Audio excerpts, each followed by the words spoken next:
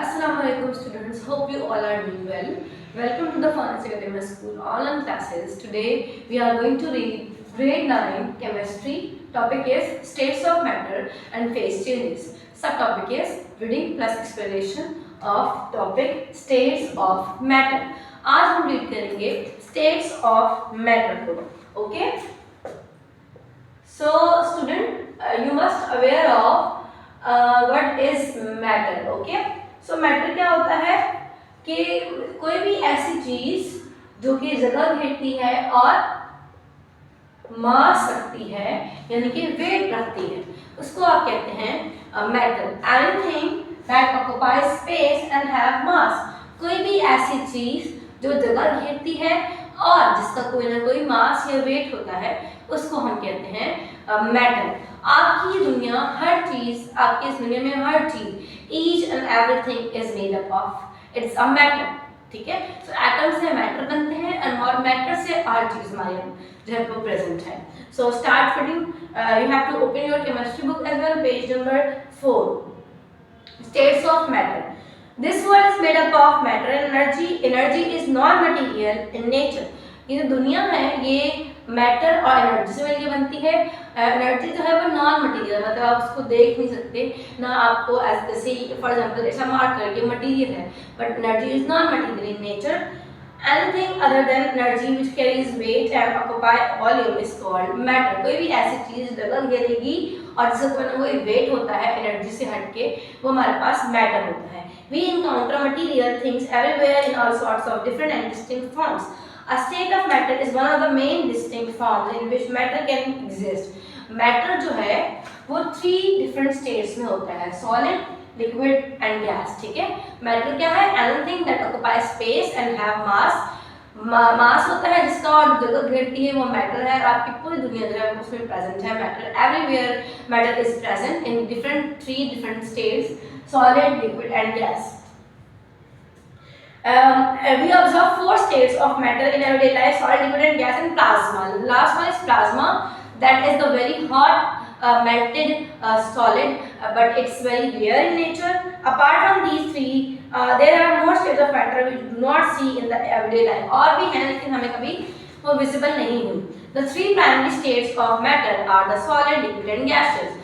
जो primary states हैं वो है solid, liquid और gas। They are different from each other due to different strength of intermolecular forces and the arrangement of particles and the distance between the particles। इनके molecules हैं, ये particles हैं, इनकी arrangement अगर आप देखें तो हर एक स्टेट में जो मॉलिक्यूल्स की अरेंजमेंट है या इनके दरमियान में फोर्सेस हैं उनकी बहुत डिफरेंट है, और उन फोर्सेस के डिफरेंट होने की वजह से, उनके दरमियान में स्पेसेस डिफरेंट होने की वजह से इनकी मैटर की डिफरेंट फॉर्म्स बनती हैं।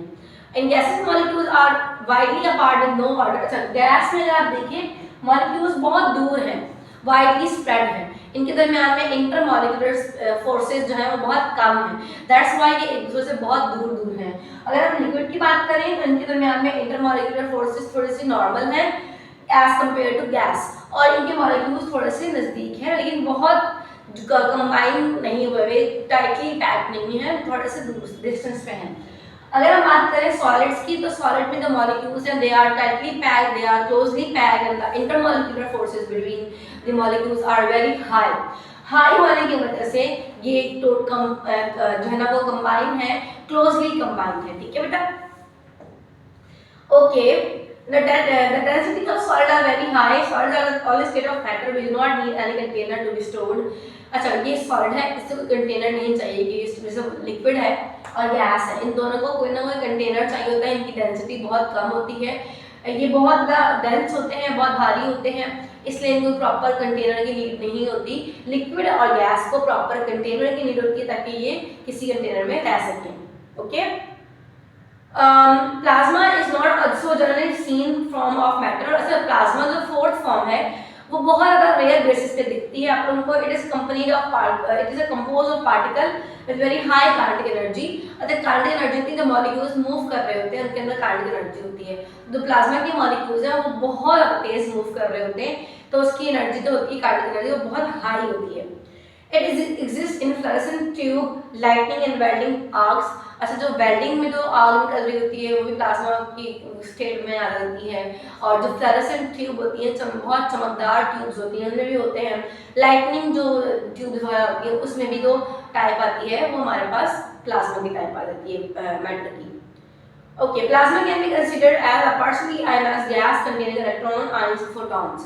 अच्छा, जो प्लाज्मा है उसको हम कहते हैं कि पार्शली आयनाइज्ड, मतलब सारे आयन जो हैं वो खत्म हो चुके होते हैं, और वो जो गैस के आयंस कहते हैं, जब मॉलिक्यूल्स की शेयरिंग होती है तो बचते हैं वो आयंस होते हैं, जो बनते हैं वो आयंस होते हैं, positive ion, negative ion.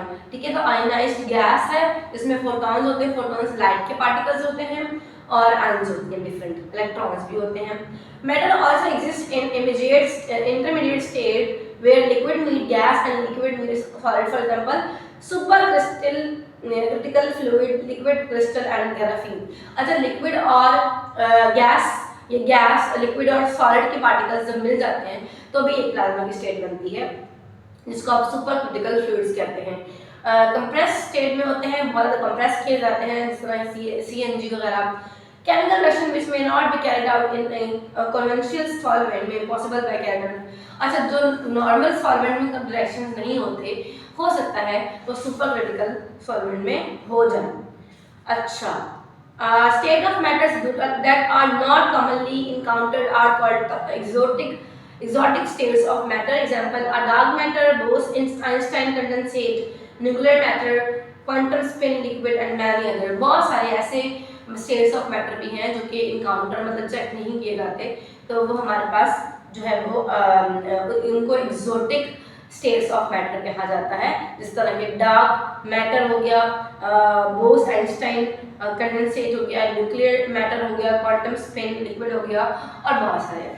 I hope आपको आज ये स्टेट्स ऑफ मैटर समझ में आ गई होंगी। So revise it, learn it and do your homework as well. Thank you very much for the day. अल्लाह हाफिज़।